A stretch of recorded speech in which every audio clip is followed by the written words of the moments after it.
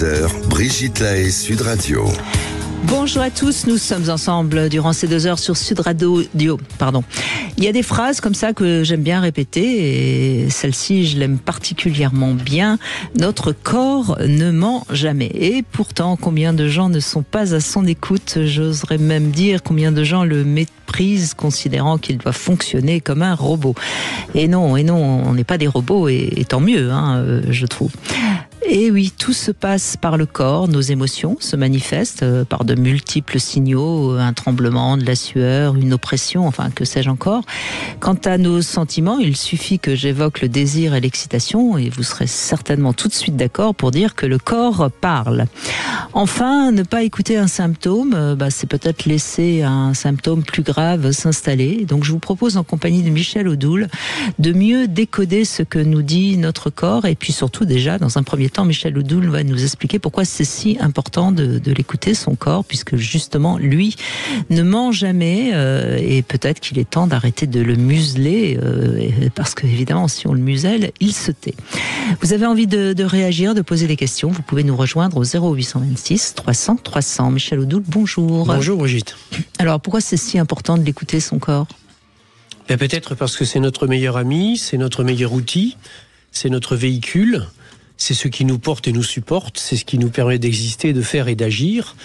Et je crois que, ne serait-ce que par une pure question de logique et de cohérence, être à l'écoute de son corps, l'entretenir et faire ce qu'il convient pour qu'il fonctionne bien, c'est déjà se rendre service à soi-même.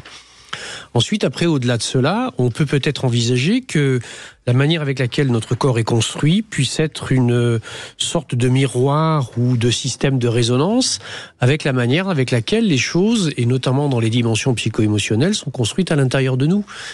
Et vous l'évoquiez tout à l'heure, un certain nombre de situations émotionnelles vont avoir des conséquences, des réactions, des manifestations et des expressions à travers notre corps. Tout le monde sait pertinemment que quelqu'un qui est touché émotionnellement par une situation, il peut rougir. Bien sûr, oui. Même si là, encore à la limite, on peut ne pas s'en rendre compte. Mais ce que je trouve étonnant, c'est comment les émotions qui sont, de toute façon, inhérentes à l'humain, elles sont là et on ne peut pas les empêcher d'exister. On pourrait, grâce à notre corps, mieux les comprendre, peut-être nos émotions. Parce que moi je remarque que souvent les gens ne savent pas très bien quand est-ce qu'ils ont peur, quand est-ce qu'ils ont... Et peut-être qu'en étant plus à l'écoute de son corps, on pourrait déjà mieux comprendre nos émotions qui sont indispensables à comprendre si on veut savoir qui on est et où on veut aller. Bien sûr, parce que les émotions ont cette particularité, c'est qu'elles s'expriment toujours à travers le corps. Elle génère toujours un ressenti qui est un ressenti physiologique. C'est d'ailleurs ce qui permet de faire la différence entre les émotions et les sentiments. Qu'on confond toujours, on pense toujours que c'est un petit peu les mêmes choses. Un sentiment, c'est quelque chose qu'on a à l'intérieur de soi, c'est une idée ou une perception ou une coloration particulière qu'on donne aux situations, au monde ou aux autres, mais qui peut être quelque chose qui reste complètement intérieur et caché. Une émotion, elle s'exprime toujours. Elle va s'exprimer par une augmentation du rythme cardiaque, elle va s'exprimer par un changement thermique, elle va s'exprimer par un ressenti physique.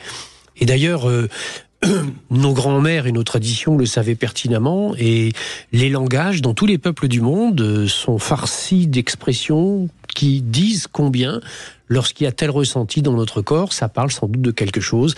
Et quand on dit que ça nous est resté sur l'estomac, c'est que sans doute, effectivement, il y a peut-être un lien avec cela, et que notre estomac, quand il se contracte, il parle de quelque chose de particulier. Le stress est aussi contractant et tensionnel. L'amour, l'empathie avec quelqu'un, etc., c'est au contraire totalement vasodilatant et expansivant, etc. Et que plein de manifestations corporelles, on aura sans doute l'occasion de les évoquer, mais que ce soit les migraines, les douleurs articulaires, les dysfonctionnements digestifs, les réveils nocturnes subis, etc., vont être autant d'expressions qui vont permettre à notre corps d'alerter, de nous envoyer un signe ou un signal.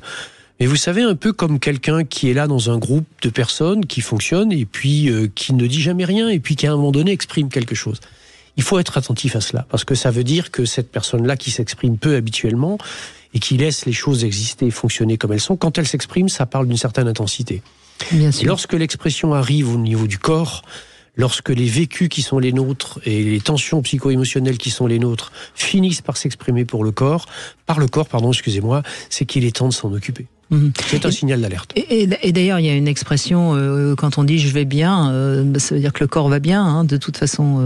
Oui, et que tout fonctionne. D'ailleurs, l'expression « comment ça va » est issue des anciens temps, et notamment des époques, notamment Louis XIV, etc.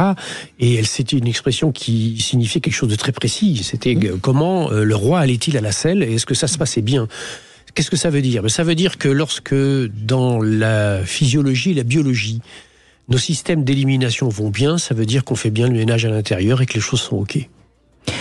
Donc, s'occuper de son corps, c'est aussi avoir une bonne hygiène de vie. Vous le dites d'ailleurs dans ce livre, comment aller mieux chaque jour. Hein, oui.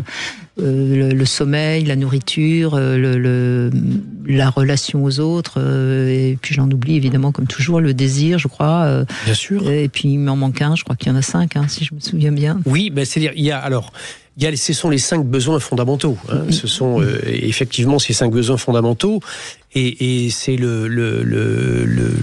comment on appelle ça ? Le repos, le bon repos, hein, la manière avec laquelle on va récupérer, la manière avec laquelle on va dormir, c'est le bien manger, c'est-à-dire la manière avec laquelle on va bien se nourrir. Voilà, hein, ce que j'appelle les 5 justes. Hein. Donc le juste repos.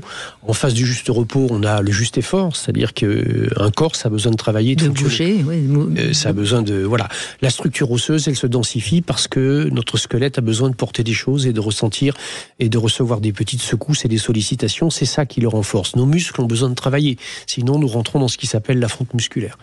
Donc le juste effort est quelque chose, il faut en faire suffisamment, mais pas trop non plus, parce qu'à partir de ce moment-là, les choses s'inversent et on fragilise.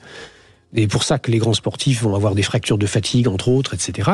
C'est-à-dire que lorsqu'on tire trop sur la corde, celle-ci se fragilise. On use la corde, évidemment. Le juste manger, bien sûr que c'est la manière avec laquelle on entretient le corps par l'énergie qu'on lui apporte et par les aliments, et la qualité de ces aliments et la quantité de ces aliments.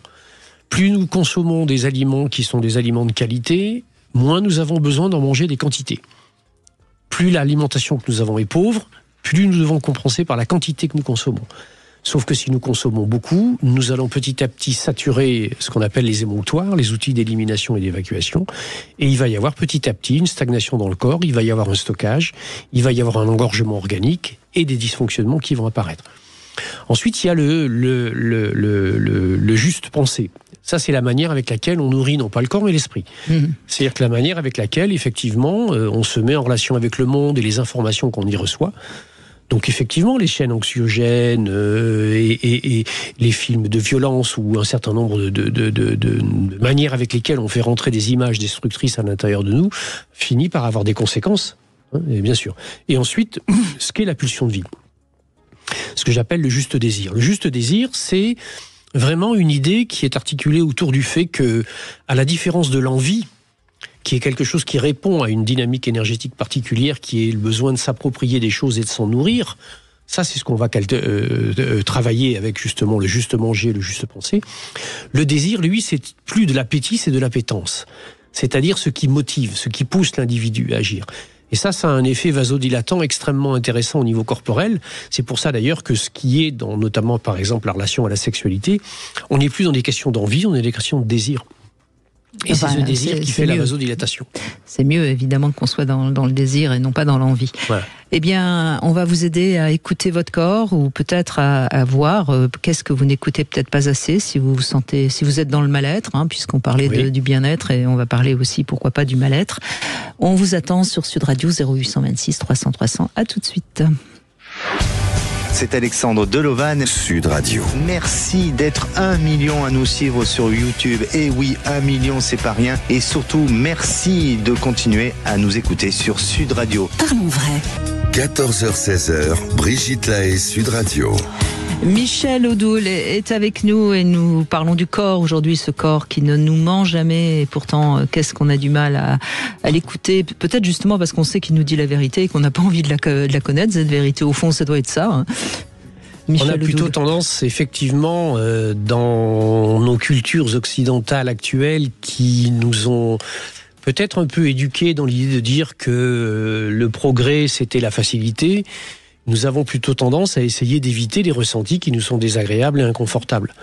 Et donc, on a toute une batterie d'outils, de manières de faire ou de techniques, même 100% naturelles, pour éviter de ressentir. Le problème, c'est que le ressenti est une information. Et oui.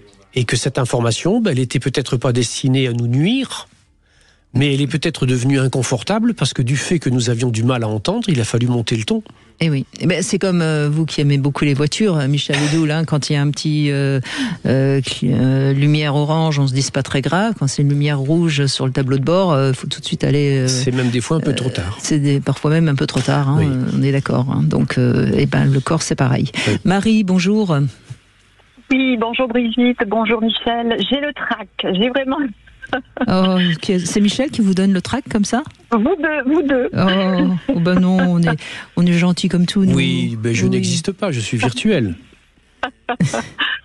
On va vous caresser dans le sens du poil, Marie, je vous assure. J'espère bien. Bon, moi, mon corps me parle beaucoup. Et des fois, je comprends pas ce qu'il me dit, en fait. Je somatise beaucoup. Là, ce matin, je me suis levée, migraine ophtalmique. J'ai plein de petits scintillements dans les yeux. Voilà. Donc, je respire. Ça finit par passer, bien sûr. Et ça revient. Et pourtant, j'ai l'impression que dans ma vie, ça va. Après, j'ai des peurs. Je suis quelqu'un d'anxieux. J'ai des peurs. Mais après, je vais danser. Je ris. Je vis. Et après, des fois, je me bloque aussi côté droit. Mmh. Oui, vous vivez, peut-être, ça je sais pas, vous existez, ça c'est sûr. Oui. C'est pas tout à fait la même chose. En même temps, par rapport à ce que vous évoquez, il est bien évident que considérer que le corps, lorsqu'il est inconfortable ou douloureux, nous envoie des messages et des signaux, c'est une évidence, c'est pas moi qui vais dire le contraire. En revanche, concevoir les choses de cette façon-là ne signifie pas qu'il faille ignorer ce qu'est la manifestation. Quand vous avez des migraines ophtalmiques de ce style-là, avec effectivement des points noirs et des ressentis qui sont plutôt quand même assez inconfortables, il faut d'abord balayer aussi les pistes mécaniques qui peuvent exister, qui peuvent être une problématique de tension oculaire, qui peuvent être une problématique... Tout ça, je l'ai fait. J'ai passé un scanner. Tout ça, ça a été vérifié. Voilà, votre tension artérielle a été vérifiée. Oui. Donc la piste secondaire qui arrive derrière, qui permet mécaniquement là aussi de comprendre ce qui se passe avec les migraines ophtalmiques, ça peut être un problème de vertèbre cervicale. Et c'est peut-être pour ça que ça apparaît plus au réveil, parce que suivant les positions dans lesquelles on dort, le type d'oreiller que l'on a, etc., il peut y avoir des compressions au niveau cervical qui peuvent générer ce genre de tension-là. En revanche, très globalement, quelle que soit la raison mécanique, et à partir du moment où celle-ci a été vérifiée, validée, objectivée, la tension ophtalmique, elle parle de quelque chose qui fait mal à voir. Et comme vous dites en plus que vous avez mal du côté droit souvent, peut-être que justement vous vivez, mais peut-être pas comme vous aimeriez vivre. Oui, ça oui. Qu'est-ce que vous avez du mal à voir dans la glace de la salle de bain le matin ? Je sais pas. Mais justement, je sais pas. Pardon ? Qu'est-ce qu'on regarde le matin dans la glace, Marie ?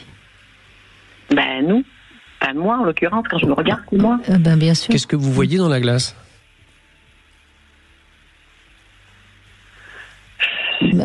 Mais on vous piège pas, Marie. Vous avez Je sais. Je me la suis posée, la question. Je vois peut-être quelqu'un qui... On y est. Allez-y. Oui. Mais qui existe sans exister. Qui est là sans être là, qui a du mal à trouver toujours sa place. Mm-hmm. Ben voilà. Et pourquoi elle a du mal à trouver sa place ? Qu'est-ce qui l'a empêché de grandir et d'être celle qu'elle a envie d'être ? Et parce que je pense que ça vient de mes... Il me semble que je l'ai travaillé, ça, sur mes parents, sur ma mère. J'ai l'impression, je l'ai fait ce travail et je comprends pas que j'en sois encore toujours là. C'est sûr, vous n'êtes pas parfaite et vous n'avez pas tout réussi alors. Vous savez, l'énergie qui est à la base de ce que sont les yeux et notamment les tensions oculaires, c'est l'énergie de la vésicule biliaire. Le méridien d'acupuncture de la vésicule biliaire démarre à l'angle de l'œil, etc. Et l'énergie de la vésicule biliaire, elle répond à la question « quelle est ma place ?» Oui. Et bien sûr mais je crois qu'il va falloir que vous dépassiez le hiatus et la confusion dramatique qui existe souvent malheureusement, qui est de croire que la place que l'on a, c'est celle que les autres vous donnent. La place, c'est quelque chose que l'on prend. Ouais, ça je le sais, mais c'est hyper dur pour moi en fait. Je le sais, j'ai du mal. Qu'est-ce qui est dur ? Qu'est-ce qui est dur ? De prendre une place. Pourquoi ? Mais parce que certainement je ne me sens pas à la hauteur. Et ben voilà. De quoi ? Et c'est là où on a la piste cervicale. Oui. Mais Marie, je crois qu'il faut tout doucement commencer par vous accorder des petites choses et être fier de ce que vous avez réussi à vous accorder. Oui. Ça, d'une certaine manière, j'ai envie de dire, ça va vous permettre de redresser la tête. Et puis, allez-y tout doucement. Tout doucement. Mais je vous assure, si vous faites un tout petit truc et que ça vous fait du bien et que vous êtes contente et fière de l'avoir fait, déjà, vous allez avancer sur le chemin. Et pourtant, tu arrives à me dire que quand je regarde un peu en arrière, je sais que j'ai élevé mon fils toute seule, il a 21 ans, c'est un jeune adulte qui travaille et qui a réussi, et je suis fière de ça. Oui, mais Marie, il s'agit de vous élever vous maintenant, hein, peut-être. Oui. Vous voyez, je crois, et ça c'est quelque chose que j'entends tellement avec les femmes et notamment les mères, comment vous êtes capable avec une force extraordinaire d'élever vos enfants, de vous occuper de vos enfants, mais gardez un tout petit peu de cette force pour vous élever vous. Oui. Non, vous trouvez pas, Michel ? Bien sûr. Mais pour ça, il faut se donner le droit j'évoquais les cervicales tout à l'heure. Tout ce qui se passe au niveau de la nuque et des cervicales parle des interdits qu'on se met soi-même. Je suis pas à la hauteur, je mérite pas, j'ai pas le droit, etc., etc. Et que il y a un grand conflit à l'intérieur de la psychologie de la femme mère qui est que est-ce que si je ne suis plus mère, quelles qu'en soient les raisons, je ne vais pas d'abord abandonner une partie et ne plus tenir la place qui est la mienne ? Et est-ce que si je me redonne le droit d'être femme, à partir de ce moment-là, je ne vais pas, être une imposteur dans ce rôle-là ? Vous êtes dans une phase de vie dans laquelle, 21 ans, je pense qu'il ne va pas tarder à s'envoler. Me dites pas ça. Non, ne dites pas ça. Et pourquoi ? Oui, pourquoi ? Ce serait bon signe, ça prouve que vous avez fait bien votre boulot s'il s'envole. Oui, en même temps, oui, bien sûr, ça je le sais. Et en même temps, c'est quelque chose qui va partir. Enfin, c'est. Oui. Évidemment, puisque c'est pas vous. Oui. Et en même temps, je me sens libre aussi. Et en même temps, c'est plein de paradoxes. Et en même temps, et donc, Marie, il est d'autant plus urgent que vous vous occupiez de vous, puisque vous allez vous retrouver toute seule. Oui. Donc, c'est d'autant plus important. Mais faites attention, parce que se retrouver toute seule, c'est être à nouveau disponible. Oui. Bon, écoutez, je crois que vous avez eu raison d'appeler. On a fait le tour. Oui, merci beaucoup. C'est super sympa. Merci. Non, je vous en prie, Marie. Continuez votre émission parce que vraiment vous êtes super. C'est gentil. Merci. Et puis merci à mes invités qui sont formidables tous à leur manière. Le Love Conseil, seriez-vous trop dépendant ? De qui, de quoi ? On en parle dans un instant. Avec Michel Odoul, aujourd'hui, nous parlons de l'importance des messages que notre corps nous envoie et de la nécessité de les écouter. Nous attendons vos témoignages au 0826 300 300.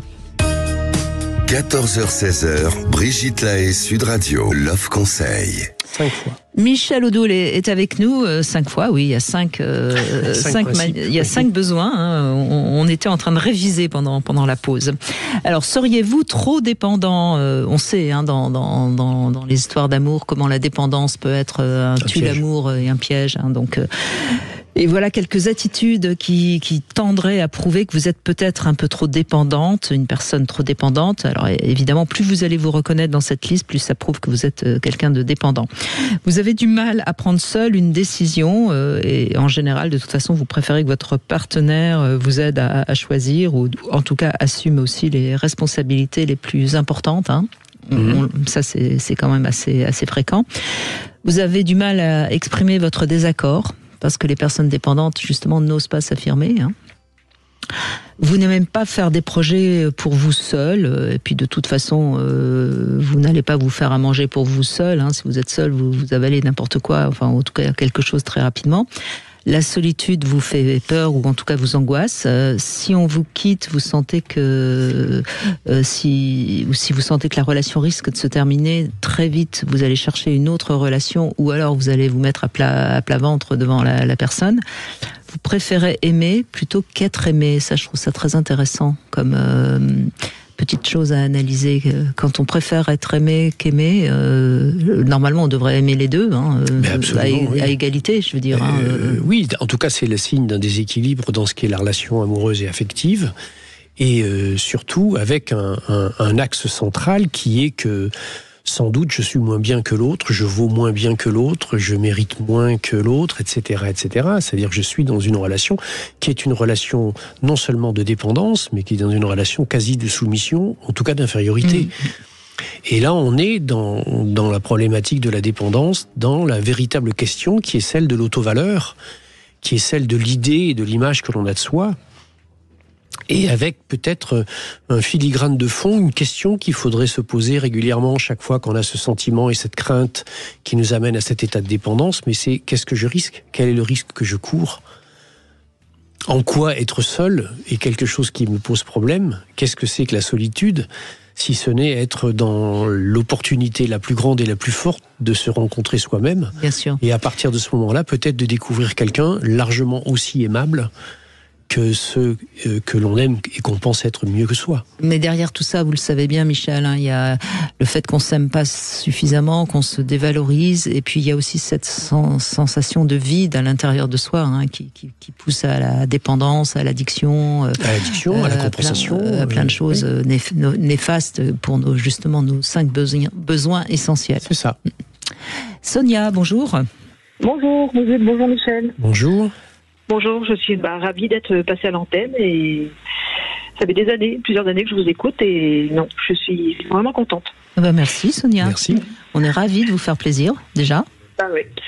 Oui, très bien. Oui. Donc du coup, je voulais parler de mon maladie auto-immune que j'ai depuis 2003, qui a été découverte par hasard. C'est un purpura thrombopénique idiopathique. C'est en fait un problème de plaquettes qui chute sans savoir pourquoi. Oui, c'est pour ça qu'on dit idiopathique. Idiopathique. On dit idiopathique parce qu'on ne sait pas d'où ça vient, voilà. Exactement. En tout cas, on ne sait pas d'où ça vient dans les pistes et les références biomécaniques.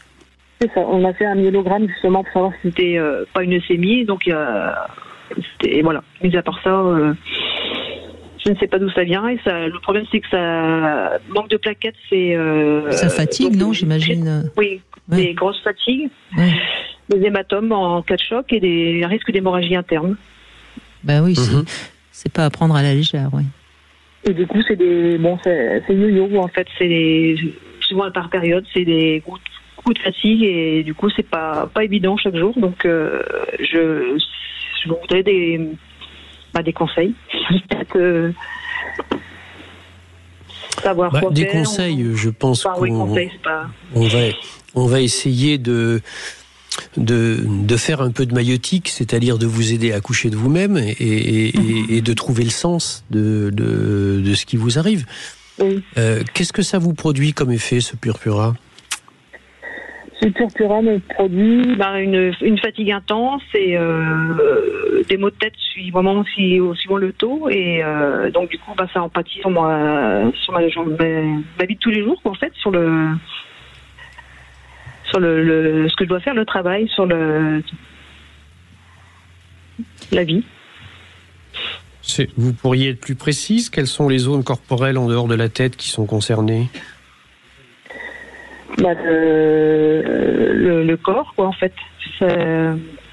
Tout votre c'est quoi être, le corps ? C'est la structure osseuse, c'est le système circulatoire, c'est votre système digestif, c'est la plante des pieds, ce sont les oreilles ?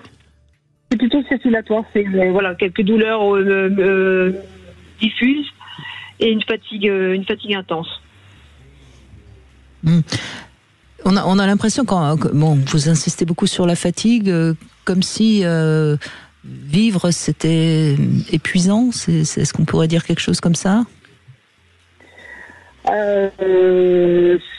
Après, parce que bon, je pense un peu savoir aussi d'où ça vient, parce que je travaille beaucoup et j'ai du mal à prendre des vacances. Ben voilà. Mm-hmm. Mais votre corps, il vous rend le service de vous y amener. À vous arrêter, à lever le pied, si je puis dire. Oui. Pourquoi vous travaillez beaucoup, d'ailleurs? J'ai du mal à prendre des vacances et j'ai besoin toujours d'avoir quelque chose, un programme. Bon. Il faut se remplir. Hein. On va revenir un peu au point de départ. Qu'est-ce que votre corps il vous dit? Il vous enlève de l'énergie. Oui, donc sans doute il vous dit que vous en faites trop. Ça, c'est une première des choses. Deuxièmement, ça se traduit par un déséquilibre au niveau des plaquettes qui fait que vous êtes quelqu'un qui est fragile. Qui est fragile à quoi? Qui est fragile au choc. Oui. Il y a des risques donc d'hémorragie et d'hématomes qui sont des hématomes importants. Et les plaquettes servent justement à permettre la coagulation du sang, à arrêter des hémorragies, etc. Oui. Une hémorragie, c'est une perte de sang, c'est-à-dire une perte de vie. Votre corps est en train de vous dire, très précisément, qu'il vous enlève la capacité à continuer à agir, parce que dans les modes de fonctionnement qui sont les vôtres, vous êtes en train de perdre de la vie. Oui. Et que donc, il y a une véritable interpellation, et c'est le système immunitaire. Vous parlez de maladie auto-immune, le système immunitaire, c'est ce qui est censé nous défendre, justement. Et donc, quelque chose essaye de vous protéger à l'intérieur de vous, en vous disant, bon là, je crois que maintenant, ça suffit un peu, puisque tu n'es pas capable de comprendre qu'il faut ralentir un petit peu les rythmes, et ben on va arrêter complètement. Ce que je me dis, c'est que ça a été découvert en 2003, ça fait 22 ans. 2003, c'était une période où mon père, on lui a découvert un cancer, en fait. Donc, peut-être que c'est un rapport à ça, en disant, il perd la vie, et c'est peut-être une réaction à ce moment-là. Mais je me dis, mais pourquoi, du coup, je l'ai toujours, en fait, ça. Je me dis, ça. Mais parce que c'est une des raisons pour lesquelles vous avez du mal à arrêter d'être sans arrêt dans l'agir et dans l'action, parce que si jamais vous partez en vacances, vous allez vous arrêter, vous reposer, donc vous allez vous mettre à penser. Oui, tout à fait. Sans doute que le choc quand vous avez appris que votre père avait un cancer et allait mourir, ça a été un choc difficile qui n'a peut-être pas été suffisamment élaboré et qui reste une sorte d'angoisse de mort qui vous oblige à être tout le temps active, parce que le vide abyssal qui vous habiterait si vous vous arrêtiez serait insupportable. Oui. Oui. C'est vrai qu'il y avait un manque de communication entre nous, on ne disait pas les choses, donc c'est. Ouais. Je crois qu'il y a plusieurs pistes qui peuvent vous aider, Sonia. Il y a la philosophie, il y a la psychanalyse, il y a la spiritualité. Il y a des choses qui aident quand même pour mettre du sens sur ce que vous avez traversé. Je crois que vous avez besoin de mettre du sens à votre vie, parce que sinon vous allez continuer à courir à votre perte, si je puis dire. En tout cas, la perte de votre sang. Je fais la réflexologie plantaire avec une thérapeute aussi, donc ça m'aide beaucoup, et c'est. Oui, mais c'est vous qui devez trouver vos réponses. C'est pas, vous voyez, c'est pas nous qui pouvons vous les donner, ni la thérapeute. C'est vous qui devez trouver. L'idée de fond, si vous voulez, c'est que il faut que vous compreniez que dans tous les mécanismes que vous avez mis en place, il y a effectivement une recherche de combler un vide. Alors le vide, il est à la fois à travers la disparition du père, mais il est surtout à travers ce qu'il représentait et l'image que vous faisiez par rapport à lui. Vous êtes dans une espèce de complexe du survivant, de celui qui est là et qui est resté, qui lui a survécu et qui se dit, mais moi, pourquoi moi je suis là, et moi à quoi je sers et à quoi je suis bon, et qui passe son temps et son énergie à essayer de justifier son existence et sa présence en étant dans la suractivité, et qui se dit qu'à chaque instant où elle va arrêter d'être dans l'action et dans l'agitation, eh bien risque d'émerger quelque chose qui va être douloureux. Et c'est un ensemble de systèmes qui a déparamétré ce système qui s'appelle le système immunitaire, dont le rôle central est majeur. Le système immunitaire, c'est la capacité à faire la différence entre le soi et le non-soi, c'est-à-dire donc ça s'appuie sur une nécessité de la conscience de qui l'on est et de ce que l'on est. J'imagine que votre père, là où il est, ça l'amuse pas du tout de vous voir tel que vous êtes et qu'il aurait envie que vous preniez conscience un petit peu plus de la valeur qu'est la vôtre. Il vous a donné un cadeau, il vous a confié une vie, la vôtre. C'est clair. Ah oui, complètement. c'est complètement ça. Et en plus, je suis dans une période de ma vie où j'ai 51 ans et je suis un peu perdue, donc du mal à prendre des décisions et à... Mais ce qui est difficile, oui Sonia, mais ce qui est difficile, c'est que pour arriver à mettre du sens et à remplir ce vide, il faut vous poser. Mais pour vous poser, vous êtes envahi par le vide, donc vous ne vous posez pas. Vous voyez, c'est un peu le serpent qui se mord la queue, là. Et c'est ça qu'il faut que vous compreniez, c'est qu'à un moment donné, il va falloir, alors avec de l'aide peut-être, mais il va falloir un petit peu ralentir, essayer de trouver le sens de votre existence pour les années qui vous restent à vivre, et il vous en reste peut-être énormément. Et faites-vous un tout petit peu confiance, un tout petit peu quand même. Oui, merci beaucoup. Allez rechercher peut-être dans des pratiques telles que aller chanter dans une chorale, aller dans un groupe qui s'occupe des animaux à la campagne, aller travailler dans un environnement où on fait de la poterie, ou etc. C'est-à-dire où vous allez conserver une apparente activité, mais dont l'axe central sera tourné autour de votre capacité à construire et à faire quelque chose. Parce que c'est ça dont vous avez besoin. À créer quelque chose. Oui. Comme ça, vous allez vous créer enfin. Et ça va vous remplir le vide. D'accord ? Merci. Un grand merci. Je vous en prie, Sonia. Merci à vous. On fait une petite pause et on se retrouve dans un instant. Vous voulez parler à Brigitte Lahaie, 0826 300 300. 14h-16h, Brigitte Lahaie, Sud Radio. Michel Odoul est avec nous et on évoque le corps qui ne ment jamais et qui parfois nous parle de manière assez brutale. Quand on vient d'entendre le témoignage de Sonia, c'est vrai qu'on se dit que quand même ça secoue parfois fort le corps. Stéphanie, bonjour. Oui, bonjour Brigitte, et merci à vous deux de me recevoir en direct. Je vous en prie Stéphanie, merci à vous. Alors vous aussi, vous avez eu un problème très jeune, je crois, une maladie orpheline, c'était quoi ? Exactement, alors qu'on m'a découvert sur le tard, mais en fait finalement tout a commencé dans mon enfance par des symptômes intestinaux, du sang, diarrhée. Opérée toute jeune à 15 ans d'un prolapsus rectal. Et ensuite une paralysie de mon corps à 20 ans. Et ça a été un peu la descente aux enfers parce que j'ai continué mes études, mais en ayant des problèmes de santé perpétuellement. Et puis... Et cette paralysie que vous avez eue à 20 ans, c'est passé, c'est resté ? Oui, c'était quelque chose qui était ponctuel, on va dire.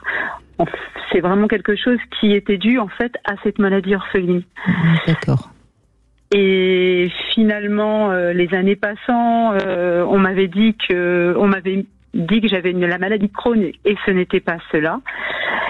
Et j'ai fait ma petite enquête de mon côté, j'ai été voir un peu partout et là, je suis tombée le fait du hasard d'un professeur qui venait de Paris, qui me dit là vous avez le syndrome des lers dans l'os. Mais avant tout cela, j'avais atterri à la clinique Bretéché à Nantes et au centre antidouleur, mais les gens ne trouvaient pas ce que j'avais. On m'avait mis un petit peu dans les maladies, comment on appelle ça, la fibromyalgie, et finalement je me disais mais ça correspond pas du tout. Et donc je suis tombée sur ce monsieur qui a commencé par l'hypnose. Et puis là, je lui dis voilà, j'ai des douleurs dans tout mon corps et des douleurs dentaires, faciales, mais aussi bien même intestinales. Et en vieillissant, les douleurs dentaires, les dentistes avaient fait des mauvais examens. Et comme je ne savais pas que j'avais cette maladie, il n'aurait pas fallu que je me fasse opérer, poser des implants. Et là, on m'a découvert ce syndrome des lers dans l'os. Malheureusement, c'est qu'il n'y a pas de traitement. Et après cela, finalement, moi, je suis toujours un petit peu, même si je sais ce que j'ai, vous voyez, je suis un peu paumée, puisque mauvais soins dentaires, il s'avère qu'on m'a arraché des dents, mis des implants, et là, j'ai même des implants dentaires qui partent en cacahuète, on va dire. Voilà où j'en suis, complètement paumée parce que j'avais au niveau professionnel, j'avais une bonne profession, j'ai tout arrêté et je me suis dit peut-être que je vais me lancer dans la médecine alternative Et là, en fin de compte, je suis tellement pas bien par toutes ces douleurs articulaires, musculaires, une hyper-fatigabilité, et bien que je suis complètement paumée. Je me dis, est-ce que je peux commencer? Je me sens En fait, c'est comme si ça m'emmène en même temps une dépression d'avoir vécu depuis autant d'années avec autant de problèmes. On peut comprendre que vous soyez désespéré, parce que ce que vous racontez, c'est quand même un parcours terriblement difficile. Vous avez quel âge aujourd'hui, Stéphanie? 52 ans. Oui. J'aurais juste une question à vous poser. Quel risque prenez-vous à essayer? Tout à fait. Je suis tout à fait d'accord avec vous, mais j'ai plus confiance en moi, en fait. C'est comme si j'étais pas légitime de cette situation, en fait, vous voyez. Voilà. Mais non, mais attendez, on est en plein dedans. On est en plein dedans, et ce doute de légitimité ou ce complexe d'imposture, on peut appeler ça comme on veut, il remonte à l'âge de vos 15 ans et peut-être un petit peu avant. Ah oui, là je suis tout à fait d'accord avec vous, puisque j'ai appris aussi en revenant dans mon passé que je n'étais pas un enfant désiré. Donc, le constat que vous pouvez faire aujourd'hui, c'est quoi ? C'est que, vous avez trouvé une piste originale et originelle sur peut-être la causalité de ce qui vous arrive. La deuxième des choses, c'est que ce dont vous parlez là, et sur cette cause, nous sommes dans le passé. Aujourd'hui, ça n'est plus le passé, c'est le présent. Donc votre passé, il a fait ce que vous êtes aujourd'hui, mais votre présent, il va dépendre de ce que vous faites, de ce que vous êtes aujourd'hui. Tout à fait. Et ça, c'est une décision et c'est un choix. Et c'est un choix et une décision que vous seul pouvez prendre. Vous avez fait tout ce que vous pouviez, vous avez cherché dans toutes les directions, vous êtes arrivé à un moment donné où même vous avez trouvé un homme miraculeux qui vous a nommé votre maladie. Mais maintenant, vous, il faut que vous en fassiez quelque chose. Et peut-être bien qu'effectivement, les pistes et les choses que vous sentez, eh bien, il faut que vous leur fassiez un petit peu confiance. Et que pour faire confiance aux choses, c'est que quand vous avez des intuitions ou des sentiments comme ça qui vous arrivent, eh bien, allez-y, prenez juste le risque d'essayer. Vous savez qu'il y avait cette fameuse publicité qui était faite par le loto à une époque, qui était que 100% des gagnants ont tenté leur chance. C'est vrai. Eh bien, oui, mais elle est totalement indiscutable. Et c'est de ça dont vous avez besoin, parce que même si effectivement ce que vous avez, et même s'il y a des similitudes, n'est pas la fibromyalgie, il y a des éléments de diagnostic précis pour une fibromyalgie qui permettent de savoir si c'en est une ou pas, mais ce sont des manifestations qui sont à peu près les mêmes, c'est-à-dire que vous avez mal à vous-même, vous avez mal partout, parce que sans doute, quelles que soient les raisons de cela, ou à tort ou à raison, il y a un sentiment au plus profond de vous-même d'avoir été malmené. Mais celle qui a d'abord été malmenée, c'est vous, et celle qui d'abord vous a malmené, c'est vous. C'est-à-dire qu'en ce moment, c'est vous qui êtes en train de vous malmener en vous mettant dans un doute qui est que vous sentez grosso modo vers quoi vous pouvez aller, qu'est-ce qui peut vous faire du bien, et en même temps, vous vous dites que non, vous n'osez pas, vous savez pas, vous n'êtes pas sûr. Vous ne pourrez jamais prendre une décision véritable pour votre vie en étant sûr. Là, je vous suis sur toute la ligne, hein. Tout à fait. Mais oui, Stéphanie, c'est... Bien sûr qu'il faut oser, mais si on n'ose pas, on fait rien. Complètement. Alors c'est vrai que dans ma vie, j'ai pas mal osé. J'ai fait beaucoup de choses. Alors ma vie est atypique, on va dire. C'est que j'ai été mariée 19 ans, je me suis séparée. J'ai rencontré mon compagnon qui est décédé en 2014. Je suis restée 2 ans toute seule. Et puis pendant presque 7 ans, j'ai rencontré un pervers narcissique. Et ça m'a pas non plus aidé. En fait, ça m'a fait grandir en contrepartie parce que maintenant je suis méfiante, mais de l'autre. Vous voyez, il m'a enlevé cette confiance aussi. Oui, mais vous savez très bien, puisqu'on en parle quand même assez souvent des pervers narcissiques. On les rencontre un moment où on est un peu fragilisé. Et quand on est veuve, on est forcément un peu fragile. Mais en même temps, ils s'attachent aux belles personnes. Donc c'est que vous êtes quelqu'un de bien, malgré ce que vous avez l'air de croire. Et puis, maintenant, je crois que vous allez les repérer, les éventuels pervers narcissiques que vous pourriez rencontrer. Je pense que vous avez payé pour apprendre, comme on dit. C'est ça. En fait, malheureusement, il faut passer par ce genre de situation pour pour vraiment apprendre, en fait. C'est triste, hein, mais c'est vrai. Donc ne croyez pas. Vous savez, c'est terrible. Comment l'être humain a toujours tendance à penser que ce qui s'est passé, l'accident qui est arrivé, va se reproduire. C'est très rare. C'est toujours autre chose qui nous attend. C'est jamais la même tuile qui nous tombe sur la tête, si vous préférez. Donc soyez confiante, osez et avancez. Je vous remercie en tout cas, Brigitte, de tous ces conseils. Merci à vous, Michel. Mais en tout cas, faites-vous confiance sur votre choix. Je pense que, et peut-être que je me trompe comme vous, nous allons nous tromper tous les deux ensemble. Tous les trois. Mais peut-être, ou tous les trois, mais peut-être que vous avez eu une bonne intuition, une bonne idée d'aller trouver une pratique dans laquelle vous allez à la fois apprendre à vous occuper de vous et finalement peut-être aussi apprendre à vous occuper des autres. Exactement, mais en fait c'est le fait d'avoir eu toute cette expérience de vie, et ça fait longtemps que j'ai envie aussi de m'occuper des autres. Ça a toujours été. Oui, mais si vous voulez bien vous occuper des autres. Comment ? Mais si vous voulez bien vous occuper des autres. Oui. Qu'est-ce qu'il vous faut d'abord ? M'occuper de moi-même. Et ben voilà. Donc vous connaissez parfaitement la réponse. Et puis j'ai juste envie aussi de donner une petite chose drôle. Vous savez ce qu'on dit du hasard, c'est Einstein qui disait que le hasard prend le nom de Dieu. C'est le nom que Dieu prend pour pas qu'on le reconnaisse. Oui, absolument. Oui. Vous voyez, donc. Mais Einstein a dit beaucoup de choses que finalement, en vieillissant, je me suis rendu compte que c'était c'est une personne qui avait double casquette. En faisant quoi ? Je me suis rendu compte avec l'expérience de vie de non, parce que j'avais entendu en vieillissant. Oui, en prenant de l'âge en grandissant. Allez, on va vous accepter. On va accepter en grandissant. Voilà. Oui, vous avez raison.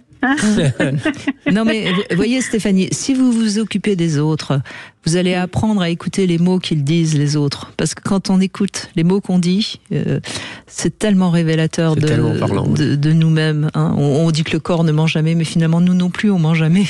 Non. C'est vrai ce que vous dites. Alors là, en tout cas, merci à vous deux. Franchement, c'est gentil comme tout. Vous m'apportez, du moins, ça me donne une pierre à l'édifice pour moi, même pour m'aider dans mon chemin de vie. Écoutez, Stéphanie, moi j'ai envie d'ajouter quelque chose, et c'est un vrai compliment sincère que je vais vous faire. On entend votre joie de vivre, on entend votre rire, on entend donc je crois que vous pouvez vraiment faire beaucoup de bien aux autres. Oui. Parce que vous avez cette vitalité. Il est temps de vous y mettre. Il est temps. C'est vraiment gentil, Brigitte, parce que vous êtes quelqu'un que je connais depuis X temps, j'irais dans ce que j'ai pu voir de vous, mais en tout cas, vous êtes une très belle personne. Et je pense que, non, vraiment, ça me touche profondément. Voilà. Tant mieux, c'était le but, de vous toucher. Merci. Pour que vous preniez confiance en vous. Merci beaucoup, Stéphanie. Oui, c'est important, hein. On sait comment les mots parlent de nous. Hein. Ah oui, bien sûr. Et c'est pas par hasard qu'on utilise tel mot à la place d'un autre. Bien sûr, bien sûr. Ils sont des révélateurs. C'est Pythagore qui disait que les mots sont les souffles de l'âme. Oui, c'est joli aussi. Voilà. Bon, on va continuer, parce que il y a beaucoup de choses à dire. En tout cas, on voit bien que comment parfois le corps est en souffrance terrible. C'est peut-être l'âme qui quelque part est en bien sûr, souffrance. c'est quelque chose qui tape au carreau, pour dire attendez, mais là, je suis là, j'existe. Il y a un truc à l'intérieur de nous qui essaye de dire et d'exprimer. Parce que ce qui est assez troublant, c'est quand on réfléchit un petit peu et qu'on repositionne les choses contextuellement parlant.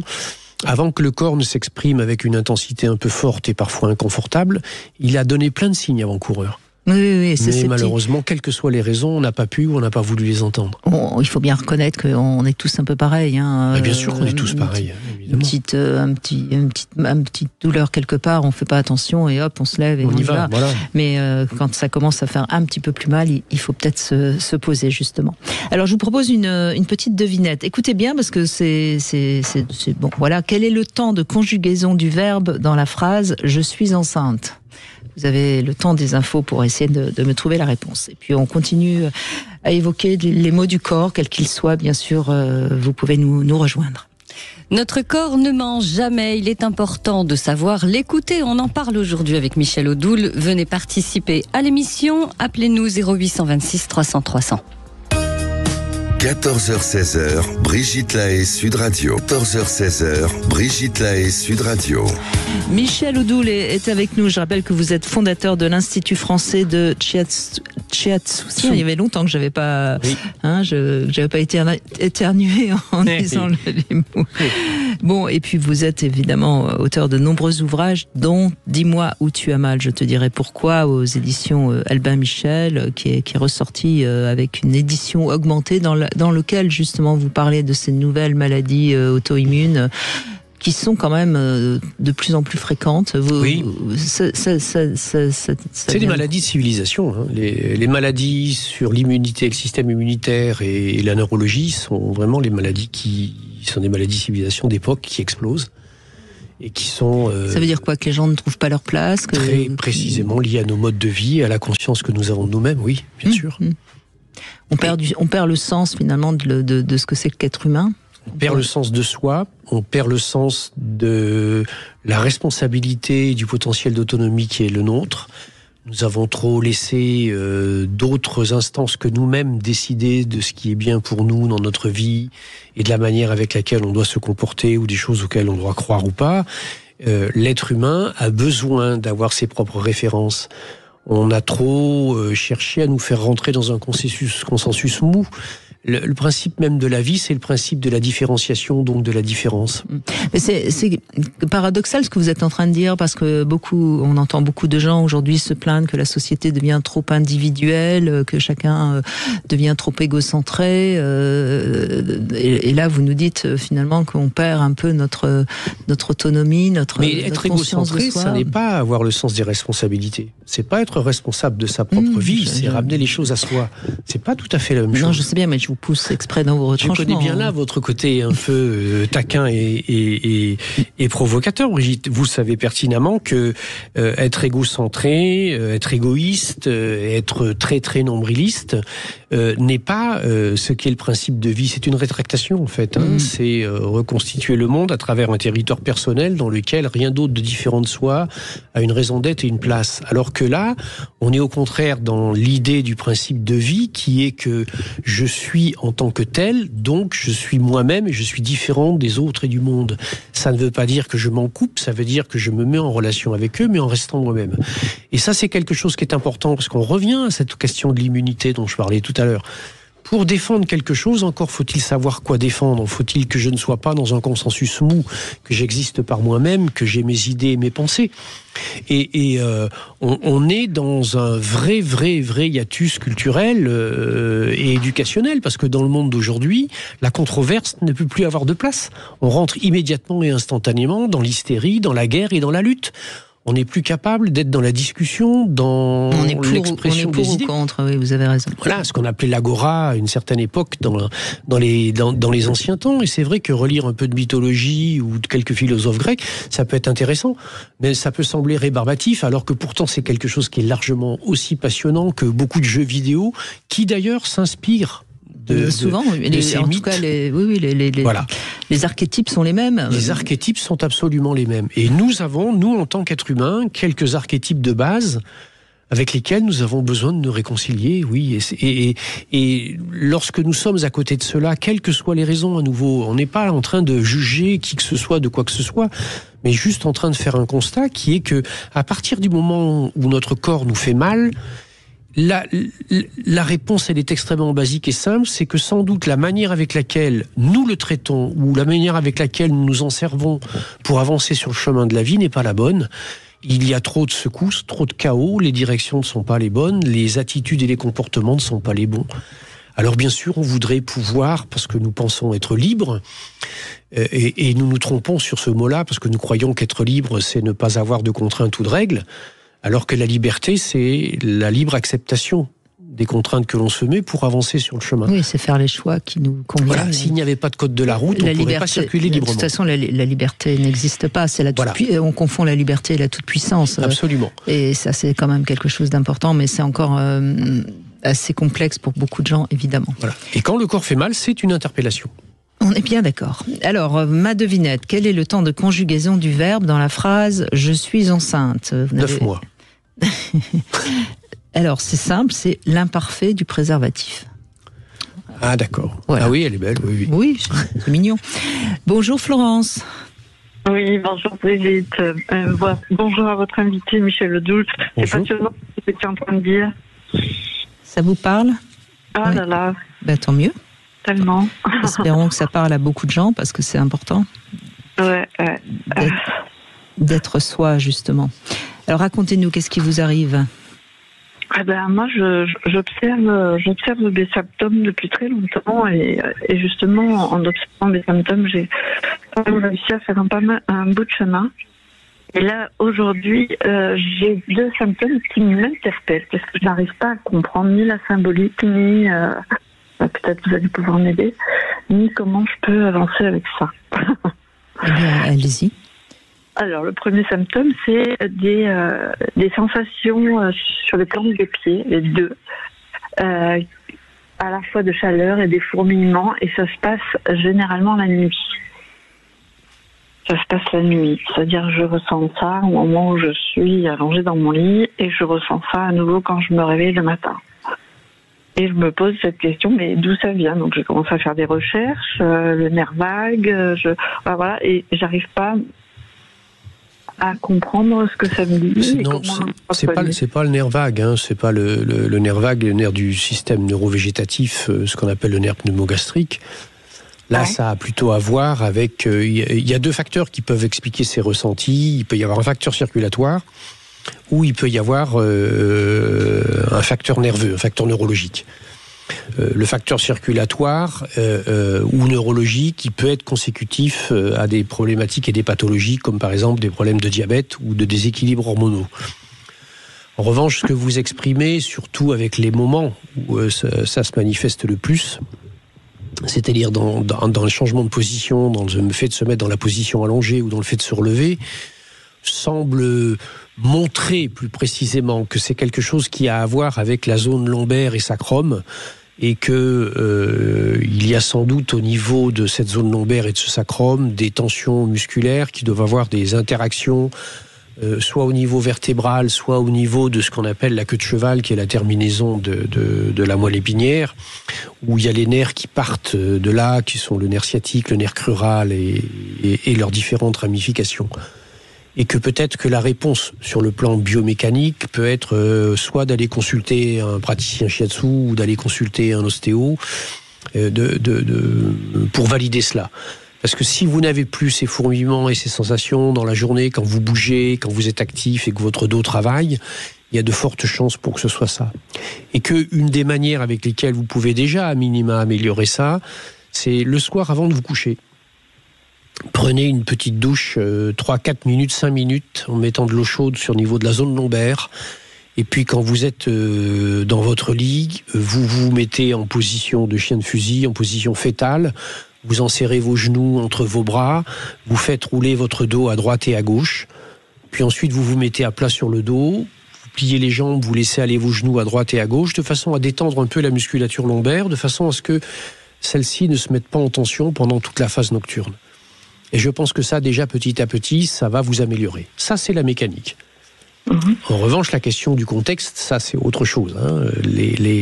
Vous êtes sans doute dans une phase de vie où vous vous posez des questions sur la manière avec laquelle vous devez vous positionner par rapport à certaines choses.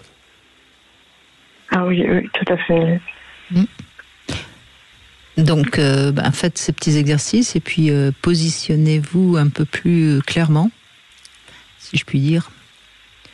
Oui, j'ai changé totalement ma vie il y a 1 an en fait. J'ai pratiquement arrêté mon activité professionnelle, mais j'ai 60 ans aussi. Hein. Et je suis donc vous êtes jeune encore alors? Ouais. Et je suis à la recherche de ma vie, en fait, de ce que je vais... vous ne savez pas sur quel pied danser. Exactement, ça nous est... On l'a dit en chœur, Florence, tellement ça nous semble évident, vous voyez. Quel pied je pose? D'abord le droit, d'abord le gauche? Ouais, c'est ça. C'est-à-dire que je suis entre deux. Je suis sur une sorte de page blanche. Pendant tout un moment, je n'avais même pas d'envie. Et là, ça commence à venir. Je commence à avoir des envies, mais je procrastine beaucoup. Ça fourmille. C'est ça, ça commence à fourmiller dans la tête. C'est-à-dire que je commence à avoir des envies. Apparemment dans les pieds aussi, non? Ouais. C'est ça. Bon, peut-être qu'il faut lever un peu les peurs et puis oser avancer un peu plus, quitte à se tromper et puis après faire autre chose. Vous voyez, c'est pas non plus très grave. Vous avez la vie devant vous, comme on dit. Ouais, c'est ça. J'ai commencé. Il y a autre chose dont je voulais vous parler, si j'ai encore un peu de temps. Oui, bien sûr, allez-y. Alors là, ça existe depuis pas mal de temps. J'ai un problème de pH vaginal. C'est-à-dire, depuis, je pense que ça doit faire 20 ans que je traîne ça. Trop bas ou trop haut? Trop haut. Donc vous avez du mal à créer, alors? J'ai pas eu l'impression d'avoir du mal à créer, parce que j'ai vraiment créé toute la vie, beaucoup de choses, des entreprises, du travail, des activités, même des enfants. Oui. Et vous? Et voilà, j'avais l'impression d'avoir une vie effectivement bien remplie, mais qui avait eu un gros... mais vous voyez ce que vous nous dites, une vie bien remplie, mais est-ce que vous vous êtes rempli? Est-ce que vous vous êtes créé? Est-ce que vous êtes la femme que vous avez envie d'être? Est-ce que vous vous êtes donné les moyens d'être celle que vous...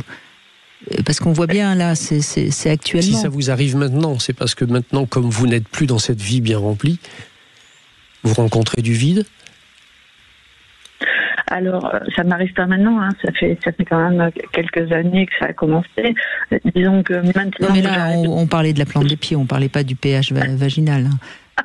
Je vois bien comment vous allez vous défiler.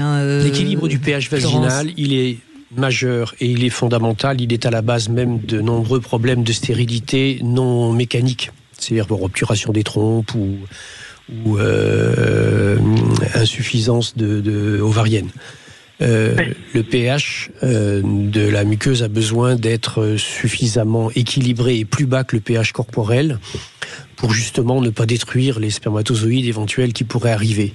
À partir du moment où il y a une acidité trop grande qui apparaît dans cette zone-là, elle est la signature à la fois du fait qu'il y a une suractivité à l'extérieur qui est générée par la personne, ça c'est la première des choses. Elle a un besoin de maîtrise et d'agir sur le monde, parce que peut-être qu'elle a peur qu'il lui échappe, je ne sais pas. Et que la deuxième des choses, c'est que comme ça, je vais être très trivial, mais ça brûle les spermatozoïdes avant qu'ils arrivent à bon port, c'est que donc le terrain n'est pas favorable. Le terrain n'est pas favorable, je ne peux pas créer ou je ne peux pas procréer. Et c'est sans doute des choses qui arrivent dans des phases où on va aller à la rencontre de quelque chose qui, à l'intérieur de nous, a peut-être déjà essayé depuis longtemps d'exister et de s'exprimer, mais n'a pas eu trop de place parce qu'il y avait beaucoup d'agitation.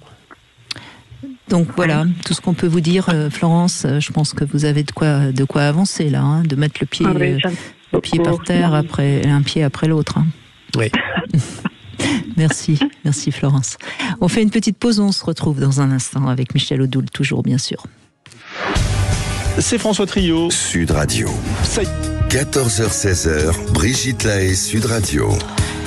On est avec Michel Odoul aujourd'hui, fondateur de l'Institut français de Shiatsu et auteur de Dis-moi où tu as mal, je te dirai pourquoi.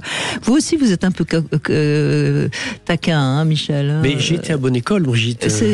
Voyons. Oui, mais bon, c'est vrai qu'on n'a pas l'habitude de ce terme-là, Shiatsu. Qu'est-ce que ça veut dire? Shiatsu, ça veut dire pression des doigts. Voilà, c'est une technique japonaise, d'ailleurs pour ceux que ça intéresse. D'ailleurs, s'ils sont dans la région, je serai le 29 mars à Nevers, il y a un festival de culture japonaise où il va y avoir plein de choses qui vont se passer, des choses magnifiques, de l'art floral, ikebana, du kintsugi, la réparation des céramiques. Fameux cœur brisé. Oui. Voilà, c'est quelque chose qui est absolument somptueux. Et j'y ferai une conférence sur le shiatsu, c'est en accès libre, donc voilà. Et ça se passe à Nevers, dans le cadre du Palais Ducal, c'est un endroit qui est absolument magnifique. Et c'est quelque chose qui est intéressant parce que ça rejoint un petit peu ce qu'on disait avec les personnes les témoignages qui sont intervenus précédemment, c'est que, vous souvent l'expression de la douleur dans le corps, elle est l'expression d'un vide qu'on essaye de remplir ou d'une personne qu'on ne connaissait pas et qu'on est en train de découvrir dans une phase particulière de vie. Eh bien, il faut comprendre que là-dedans, on évoquait aussi les grands mythes et la mythologie. Eh bien, il faut comprendre que là-dedans, les notions environnementales et culturelles permettent de comprendre qui nous sommes, d'où nous venons, qu'est-ce qui nous construit et qu'est-ce qui nous façonne. Et ça fait partie des nourritures. On parlait tout à l'heure des 5 justes, donc il y a le juste manger, il y a le juste penser. Dans les nourritures psychiques, c'est-à-dire qu'au-delà de ce qu'est la nutrition corporelle, on sait que dans le corps, il ne faut pas manger des toxiques parce que ça finit par faire mal. Eh bien, il faut savoir qu'au niveau psychique, il ne faut pas manger non plus des toxiques, c'est-à-dire avaler n'importe quoi comme type de données d'information. Et pour ça, les grands mythes, les grandes cultures et les grandes traditions nous apportent ça. Et la culture japonaise, pour tous ceux qui sont allés un jour au Japon, c'est vraiment quelque chose qui est absolument ébouriffant et broussaillant parce que on y rencontre finalement l'essence de ce que nous connaissions aussi et que nous avons peut-être un petit peu oublié parce que là, la tradition a été gardée un peu plus fraîche. En tout cas, c'est à Nevers, donc à la fin du mois de mars, le 29 Voilà, hein, le 29 mars, 29 et 30 mars, oui. D'accord. Karen, bonjour. Oui, bonjour. Bonjour Brigitte, bonjour Michel, et bonjour à tout le monde qui écoute. Voilà. Je suis très contente d'avoir reçu votre invitation aujourd'hui parce que ça fait plusieurs fois que j'essaye de participer à l'émission et je suis ravie parce que ce sujet est vraiment pour moi très très intéressant. Et donc vous avez un peu d'asthme, c'est ça ? Oui.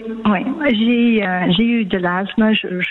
J'évite de dire mon asthme. J'évite tout ça. Mais j'ai de l'asthme depuis toute petite. Hein. J'ai eu par crise. Maintenant, j'ai 64 ans. Et c'est toujours quelque chose qui me suit. Voilà. J'ai essayé plusieurs choses. J'ai essayé de l'hypnose. Voilà. J'ai essayé. J'ai perdu mes parents il y a 4 ans, les deux, hein, ma maman, mon papa, pendant le Covid, tout ça. Et ils étaient en Angleterre, donc c'était très compliqué. Et donc j'ai vécu cette expérience qui a été très douloureuse.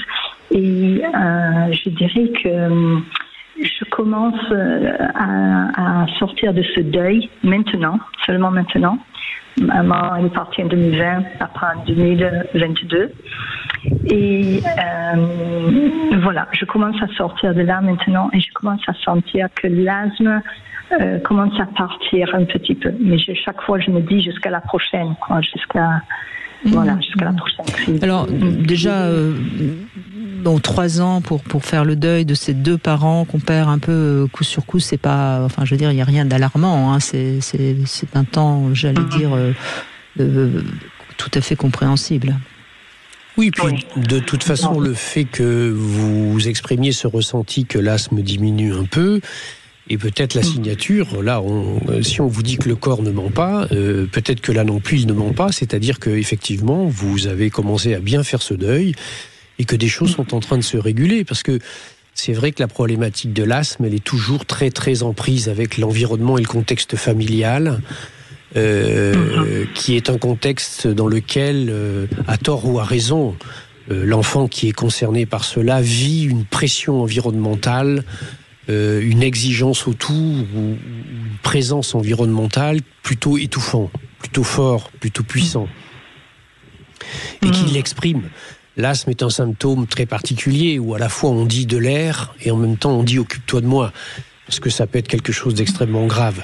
Et il faut savoir une chose qui est assez étonnante, c'est que on a souvent tendance à penser que dans l'asthme, la problématique c'est l'inspiration, c'est-à-dire faire rentrer de l'air en soi, alors que c'est pas du tout ça, c'est l'inverse, c'est la difficulté à expirer. Il y a un spasme des structures pulmonaires qui sont là, et que les bronchodilatateurs aident à régler. Et à travers ça, on voit combien l'asthme nous parle de la manière avec laquelle nous partons dans une direction où nous cherchons à retenir le principe même de vie, qui est le principe de la respiration et de l'air. Quand on fait rentrer de l'air en soi, ça s'appelle inspirer.